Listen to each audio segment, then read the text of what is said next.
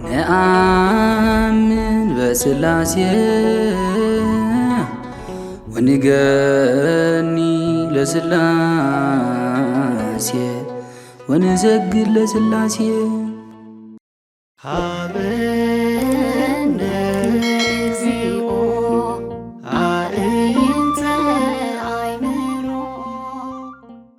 በስመ አብ ወወልድ ወመንፈስ ቅዱስ አሃዱ አምላክ።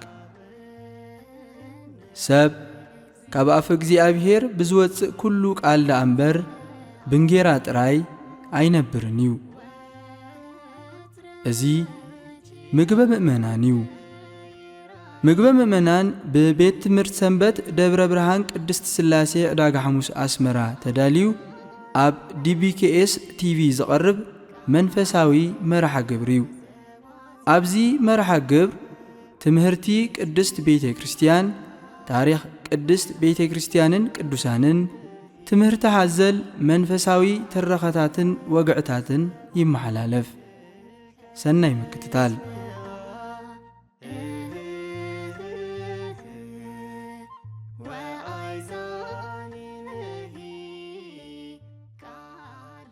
ምዕራፍ 1 10 ክፋል።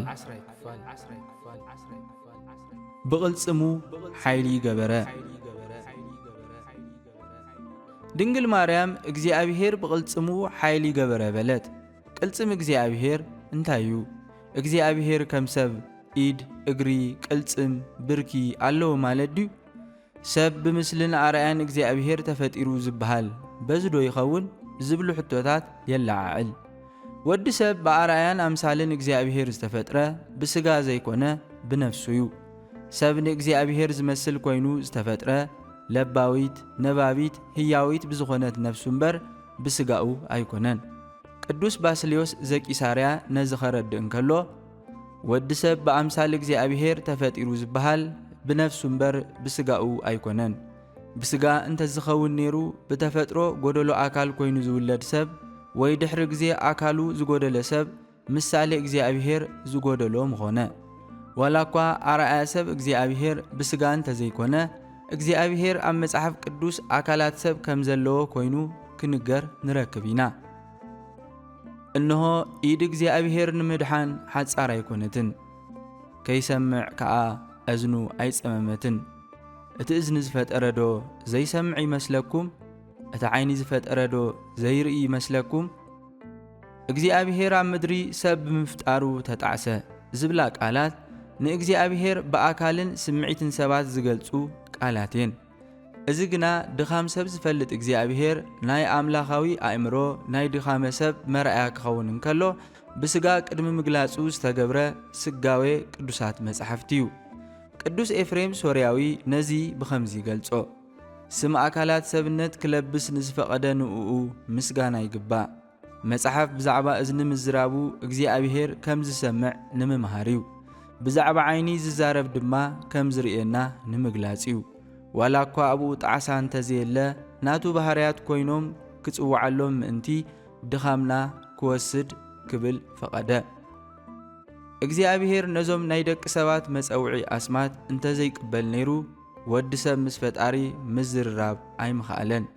ንሱ ግና ብመገድናትና ብዝኾኑ ነገራት ገይሩ ናባና ቀረባ ኾነ። ንሕና ኣምላኻዊ ሕያውነቱ መታን ክንላበስ ንሱ ቋንቋና ወሰደ ይብል። ብተወሳኺ ድማ ንተዛራባይ ዑፍ ማለት ንሕንጻይ ዘረባ ዘለማምድ ሰብ ኣብ ቅድሚታ ዑፍ መስትያት ይገብር፣ ድሕሪ መስትያት ኮይኑ ድማ ድምፂ የስምዕ። እቲ ዑፍ ናብቲ ድምፂ ዝሰምዓሉ ኣንፈት ክርኢ እንከሎ ምስሊ ገዛእ ርእሱ ኣብቲ መስትያት ይርኢ። ካልእ ተዛራቢ ዑፍ ምስኡ ዝዘራረቦ ዘሎ ድማ ይመስሎ። በዛ ኣገባብ ድማ ምዝራብ ይመሃር። እግዚአብሔር ድማ ብመለኮታዊ ሓይሉ ኣብ ኩሉ ዝመልአ ኣምላኽ ክኸውን እንከሎ ንሕና ብንፈልጦ መጠን ርእሱ እንዳቕረበ ኣብ ውሽጥና ንኡ ክንፈልጥ ይገብር ይብል ቅዱስ ኤፍሬም ሶርያዊ። ንግባእኬ ሃበጥ እንተ ነገር ናብ ጸሎት ድንግል ማርያም ንመለስ። ብቕልጽሙ ሓይሊ ገበረ ዝብል ቃል ኣብ ላዕሊ ካብ ዝረኣናዮም እግዚአብሔር ከም ሰብ ካብ ዝግለጸሉ ኣገላልጻ ሓደ እዩ። የግዳስ ድንግል ማርያም ነዚ ቃል ኣብ ዝበለትሉ ግዜ እግዚኣብሔር ብሰብኣዊ ቋንቋ ካብ ምጽዋዕ ሓሊፉ ፍጹም ሰብ ኣብ ዝኾነሉ ግዜ ስለ ዝኾነ ትርጉሙ ካብዚ ንላዕሊ ዝዓምቕ እዩ። ናይ ድንግል ማርያም ብቕልጽሙ ሓይሊ ገበረ ዝብል ዘረባ ንእግዚኣብሔር ኣብ እንተኾይኑ ብወዱ ሓይሊ ገበረ፣ ንወልድ እንተኾይኑ ድማ ብስልጣኑ ሓይሊ ገበረ ማለት እዩ። ወልደ እግዚኣብሔር ኢየሱስ ክርስቶስ ካብ ዝጽውዓሎም ብዙሓት ኣስማት ሓደ ቅልጽም ወይ ኢድ ናይ እግዚኣብሔር ኣብ እዩ ዝብል እዩ። ኢድ ካብ ሰብነት ከይተፈለየ ንዝወደቐ ነገር ከም ዘልዕል ልዑል እግዚኣብሔር ድማ ንዝወደቐ ወዲ ሰብ ንምልዓል ካብኡ ከይተፈለየ ዝለኣኾ መዝራዕቱ ወይ ከዓኒ ቅልጽሙ ዝኾነ ሓደ ወዱ ኢየሱስ ክርስቶስ እዩ። ልዑል ቅልጽሙ ሰደደልና ፈነወ ለነ መዝራዕቶ ልዑለ ከም ዝብል ሊቅ ቅዱስ ኤፍሬም ኣብ ናይ ሶኒ ውዳሴ ማርያም። እዚ ቅልጽም ነቢይ ኢሳይያስ ነዚ ምስክርና መን ኣመኖ ቅልጽም እግዚኣብሔር ከ ንመን ተጋህደሉ ኢሉ ዝተዛረበሉ ናይ ኣብ ቅልጽም እዩ። ትንቢተ ኢሳይያስ ምዕራፍ 53 ፍቕዲ 1። እዚ ቅልጽም እግዚኣብሔር ደጊም ሰብ ከም ዘየለ ረአየ፣ ናብኡ ዝማልድ ስለ ዝተሳእነ ተገረመ። ስለዚ ገዛእ ቅልጽሙ መድኃኒት ኣምጻሉ ጽድቁ ድማ ሓገዞ ተባሂሉ ዝተነግረሉ ቅልጽም ኢየሱስ ክርስቶስ እዩ። ትንቢተ ኢሳይያስ ምዕራፍ 59 ፍቕዲ 16። ብቕልጽሙ ሓይሊ ገበረ ማለት ግብሪ ምድሓኑ ብወዱ ማለት ብወልድ ገበረ ማለት እዩ። ኣብ ቅዳሴና እውን ዋድሃንኮሙ ለህዝብከ በመዝራእትከ ወሆርከ ውስተ ሲኦል ዋይረከ ጽዋ እምህየ፣ ንህዝብኻ ብቕልጽምካ ደሓንካዮም ናብ ሲኦል ከይድካ ድማ ምርኮ ኣውፃእካ ብምባል ንቕልጽም ኣብ ንስልጣን ወልድ ሓይልን ምስጋናን ይቕርብ። ቀጺላ ቅድስቲ ድንግል ማርያም ብቕልጽሙ ዝገበሮ ክትዝርዝር እንከላ ብሕሊና ልቦም ንዝዕበዩ ትዕቢተኛታት በታተኖም፣ ንሓያላት ካብ መንበር ሽመቶም ሰዓሮም፣ ንዝተዋረዱ ልዕል ኣበሎም፣ ንሃብታማት ድማ ጥራይ ኢዶም ሰደዶም በለት። ወዳ ጐይታናን ኣምላኽናን መድኃኒናን ኢየሱስ ክርስቶስ ብሓይሉ ዝበታተኖም ብልቦም ዝዕበዩ ዲያብሎስን ሰራዊቱን እዮም። ከም ዝዕበዩ ዝገብሮም ድማ መንነቶም ዘይኮነ ገዛ ርእሶም ከም ኣምላኽ ገይሮም ዝርኢሉ ኣተሓሳስባ ልቦም እዩ።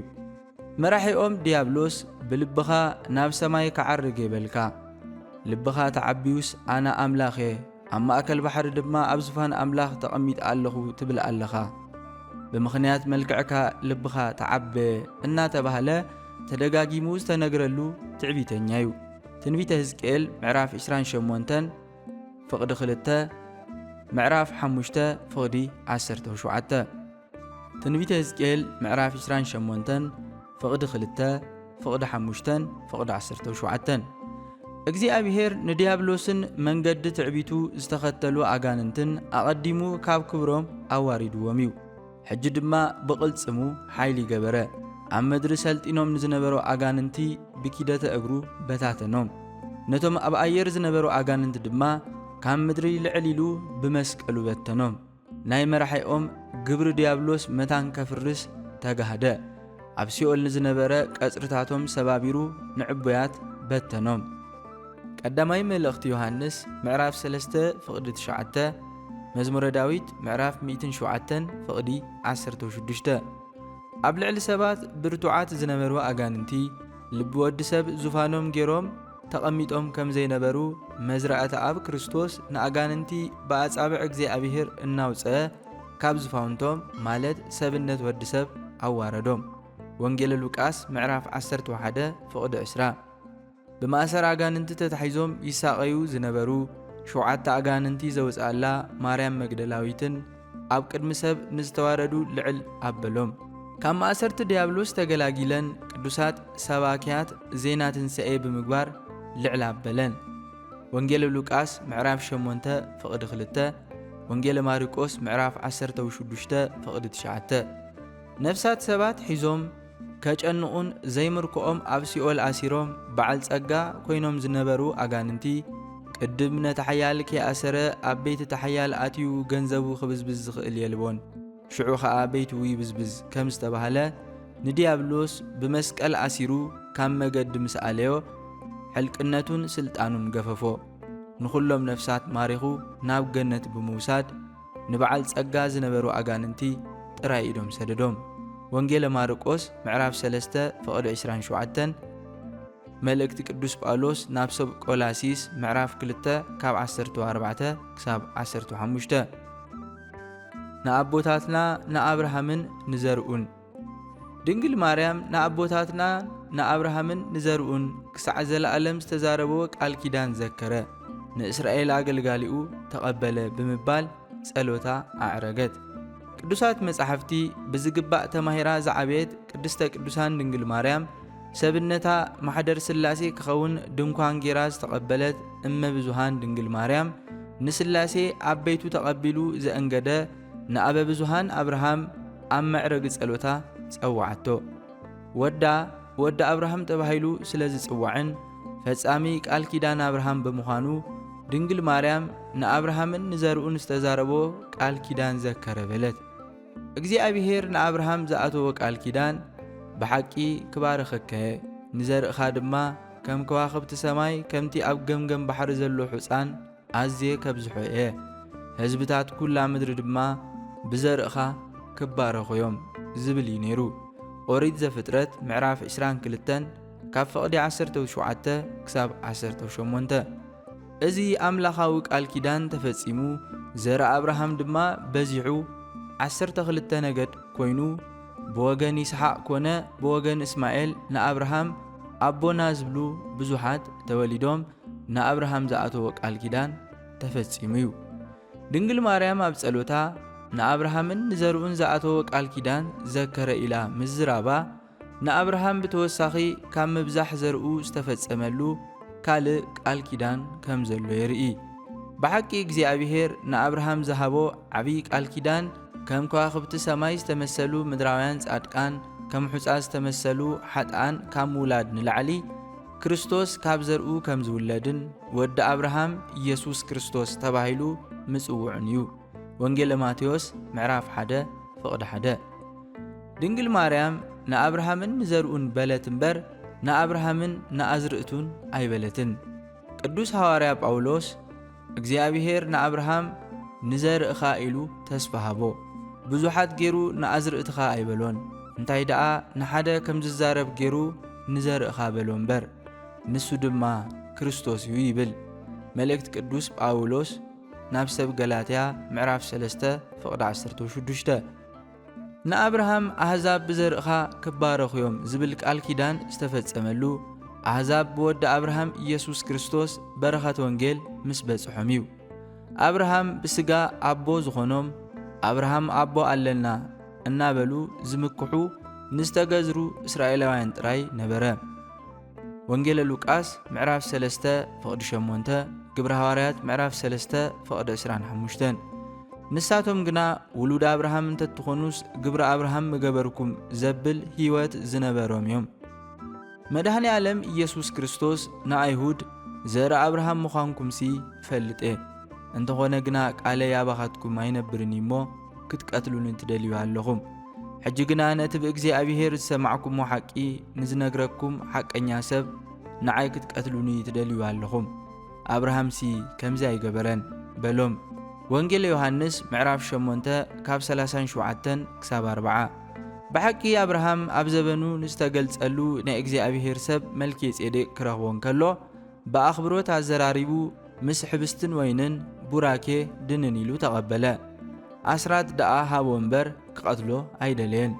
ውሉድ አብርሃም ኢና ዝብሉ ኣይሁድ ግና ከም ሹመት መልኪ ጼዴቅ ንዘለዓለም ሊቀ ካህናት ንዝኾነ ኢየሱስ ክርስቶስ ልዕሊ ሕብስትን ወይንን ስጋኡን ደሙን እንኩ ኢሉ ምስ መጸ ክቐትልዎ ደለዩ።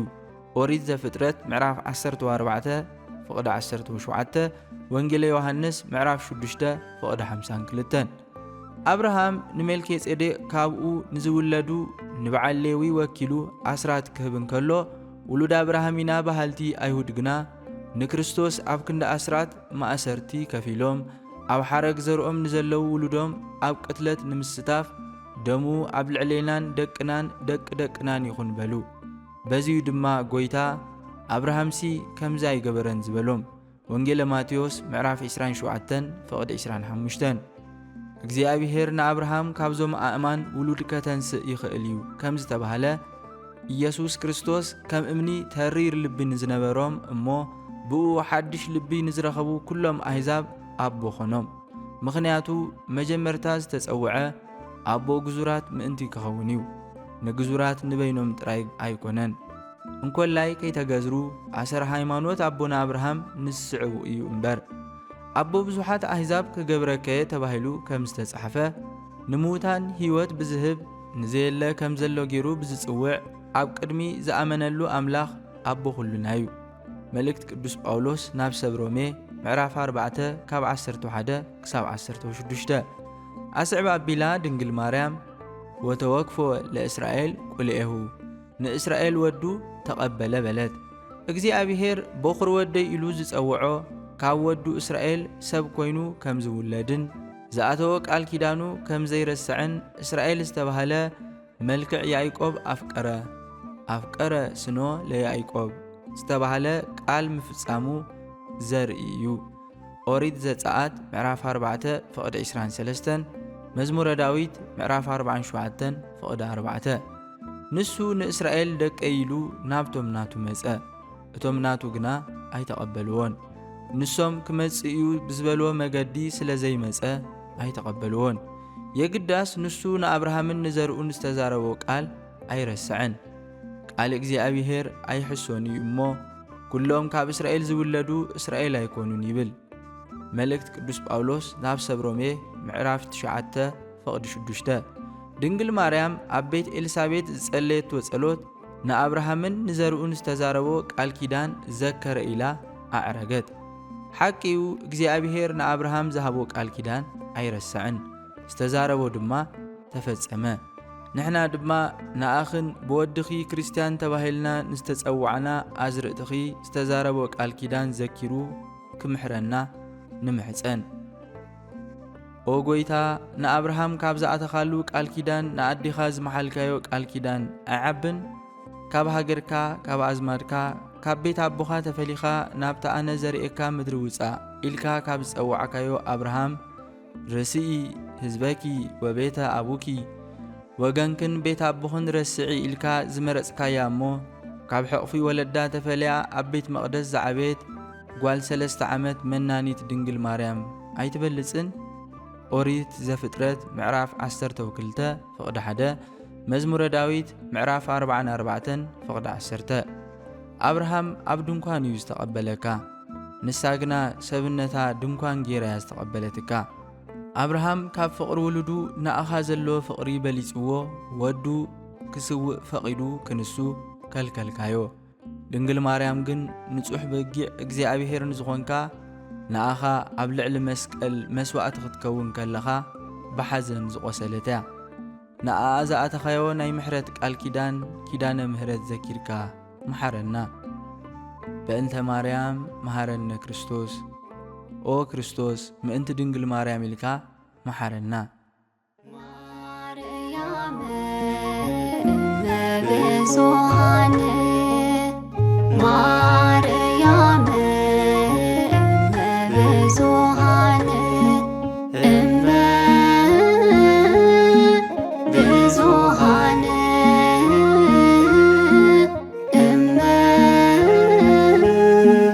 እመብዙኃን ማርያም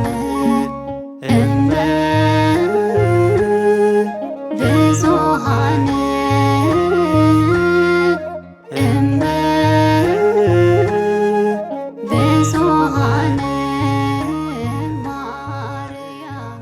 ስብሐት ለእግዚአብሔር ልዑል ወለወላዲቱ ማርያም ድንግል ወለመስቀሉ ክቡር ወሃያል። ነአምን በስላሴ ወንገኒ ለስላሴ ወንሰግድ ለስላሴ